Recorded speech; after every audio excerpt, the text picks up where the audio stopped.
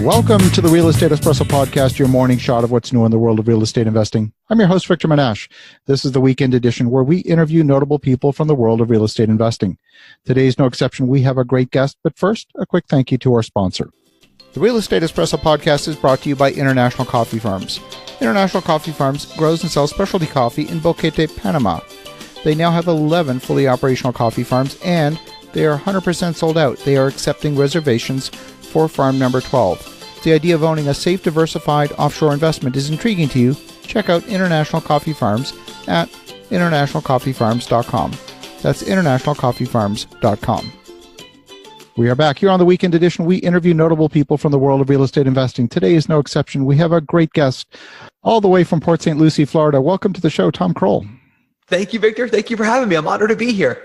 Well, Tom, you're in a different segment. It's a segment that a lot of people get into, especially when they're starting out. A lot of rookie investors are looking for ways to invest in real estate without necessarily tying up a lot of cash, and that is your specialty. But before we go into that, why don't you give a little bit of your backstory and how you got into this particular segment? Terrific. Since this is the Espresso Podcast, I will be quick and right to the point. No fluff, no BS. I was in the lawn care industry in hot Florida. I certainly do not have the body type for the lawn care industry in hot Florida. And I was fired from that job. My brother, who was in San Diego, multimillionaire wholesaler, told me, Tom, you got to get into wholesaling. I said, no. He dragged me kicking and screaming and whining the whole way to my first deal, Dorothy, on Bayshore Boulevard, where I made $2,000, and the rest is history. Last year we did over $1 million in assignments, wholesaling property. It's, I believe, the best business, bottom line, in real estate, outside of real estate, short of winning the lottery. I think wholesaling is where it's at. You know, a lot of people will go to an evening seminar. They'll maybe then sign up for a weekend boot camp. And at the end of that weekend boot camp, you know, they're out printing business cards that say, we buy houses, hoping to wholesale properties. And it's never about the deal. It's really about establishing some strong systems and something that's scalable and repeatable. A lot of these folks, they really struggle to even get their first deal done. Yeah. The bottom line with wholesaling is that, number one, you got to follow a set of rules. Number one, wholesaling, surprisingly, has absolutely nothing to do with real estate. As a matter of fact, Victor, if cars were more valuable and higher priced than houses, tomorrow we would just switch our model to wholesaling cars. Wholesaling essentially is the art of consistently finding discounted properties. That's really what wholesaling is all about. It's really more closely associated with a pawn shop than the real estate industry. So if you can take away the complexity of doing things like trying to figure out the price of a home based on ARV when you've never had any real estate experience whatsoever, that's going to confuse and make this whole system very complicated. We always say ARV stands for assumptions reduce victories. So you want to put property under contract at the very super lowest price possible, 30, 40, 50, 60 cents on the dollar. And then whatever your particular exit strategy is, whether you assign that contract or you cherry pick it for a rental or you rehab it or whatever, that's really the art of wholesaling. Is just stay focused on finding discounted properties. Now, I've heard a number of different schools of thought with respect to wholesaling. I've even done some of it myself. It's not something that I do as a volume business, but I consider it more a tool in the toolbox as opposed to a business per se. What I've heard is that for the wholesaler to be successful, they really need to understand what their end buyer is looking for in order to have a scalable, sustainable business. What do you think? Well, I think there's a few different perspectives on that. There are people out there who try to connect the buyers, so they'll find cash buyers who are rehabbers and landlords, and they'll try to connect them and go out and find properties for those individuals. I'm not a big fan of that. I think that's really more of being a real estate agent where you're connecting the buyer and the seller. But for me, wholesaling is find a property or a person who is in a situation where they need cash now. They've made a very long time frame of bad decisions and they need to sell their home right away. Put that home under contract for as low as possible. If you are too high, you cancel the contract. If you're too low, you will just make more money when you assign it. And I would recommend keep it as simple as possible. sometimes when you start with the cash buyers, one of the things that we say in our tribe of rhinos here is we always say, don't become a CBE, and that stands for cash buyer employee. Sometimes when you start with the cash buyers and trying to find them deals, you end up creating a job where you're almost working for the cash buyer. You'll often hear cash buyers sometimes refer to one or two wholesalers as their bird dogs. This is something I would recommend if you want to, I would recommend that you stay away from if you're interested in creating a business that hits 3 criteria pieces. Number one, every wholesaling business should run 100% without you. It should create over $1 million of assignments per year, and it should provide you with a pipeline of discounted properties that you can cherry pick from all the time. So it has to hit those 3 criteria. Starting with the cash buyers, it can kind of skew that whole model. Okay, so you've got a system in place, you're getting properties under contract, deeply discounted. How do you connect the other side? So what we do is we make the cash buyers play by our rules. So first thing we do is anytime you hear a wholesaler who says, I have a small list of reliable cash buyers, we usually will ring the bell and say, that's a red flag. Don't do that. That means that you don't have enough and that you're kind of becoming a CBE, cash buyer employee, right? So you start by identifying everyone in town who is a potential cash buyer. Then what you do is you make them play by your rules.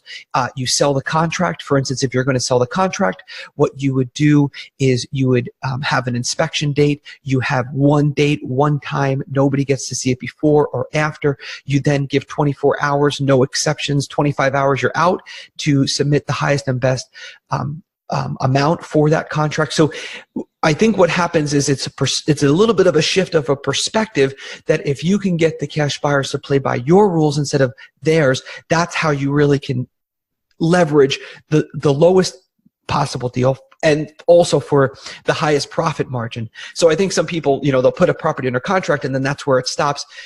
Definitely not. You make money when you acquire and when you sell. It's on both ends of the spectrum.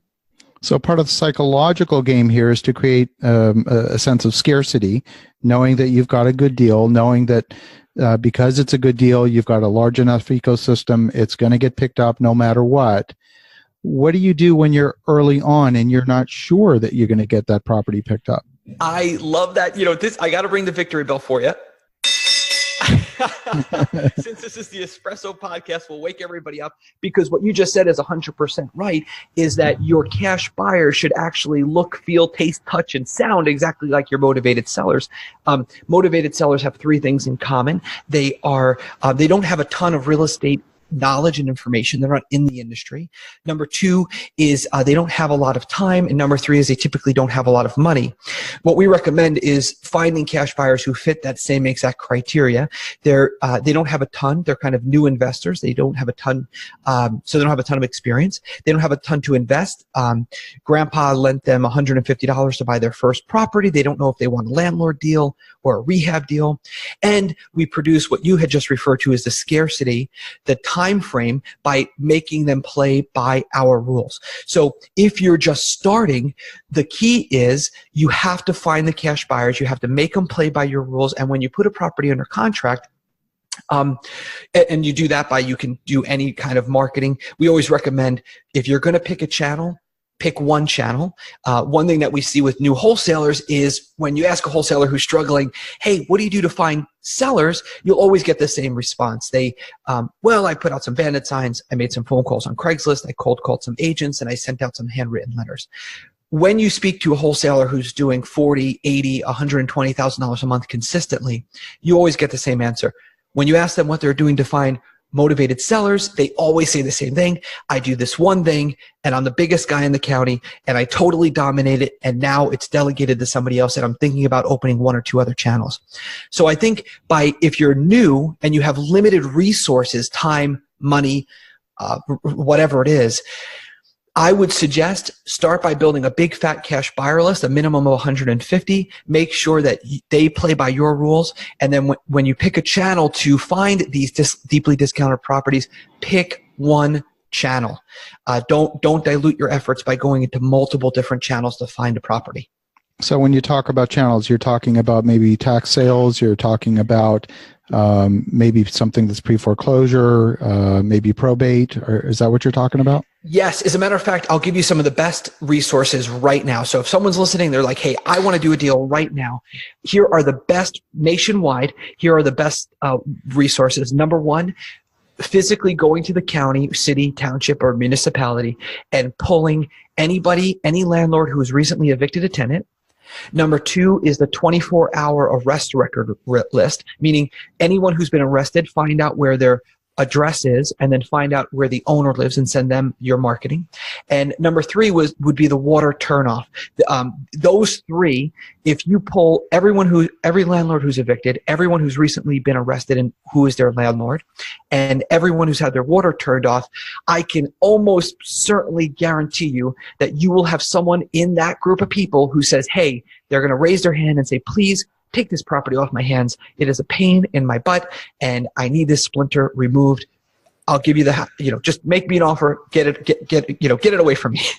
Got it. That's like finding a deal on groceries at the gas station. It's not where you expect to find them, but if you do, you really find something that is not in competition with anybody else.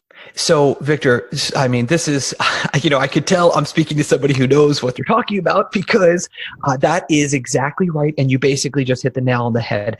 One of the advantages you have if you're a brand new wholesaler with limited time and resources and money is people who are wealthy, who are already making $100,000 a month, they have built a life of as few inconveniences as possible. And the reality is, getting these specialty lists, it takes time and effort. You have to wake up in the morning and go down to the city and buy the girl behind the counter donuts, and then she's going to tell you she has no idea where to find that data, and she's going to pass you to some other guy in some other department. But this is where your strength lives. If you are rock bottom, which is the strongest of foundations, which is where I started, you're willing to get the good deals and go buy your groceries at the gas station if that's where they're the most discounted. So I totally agree with you. Awesome analogy. If folks want to learn a little bit more, if they want to get in touch, what's the best way? We have an awesome website and podcast. It's called Wholesaling Inc., Wholesaling INC. So you can feel free to check us out there. It's a great resource for anybody who's thinking about getting involved, whether you just want to start wholesaling or you want to create $1 million business that runs without you. We have some really great information for you. And Wholesaling Inc. podcast, which we hope to have Victor, you on very soon. Right on. Absolutely. Well, Tom, thank you so much, number one, for the energy that you bring to this, number two, for the passion that you bring to this, and for the listeners at home, definitely check out Tom. He's got some unique ideas. I've certainly been involved in wholesaling for a number of years, and nobody has quite nailed this particular segment of the business quite like Tom does, so definitely check him out. In the meantime, have an awesome rest of your weekend. Go make some great things happen. We'll talk to you again tomorrow.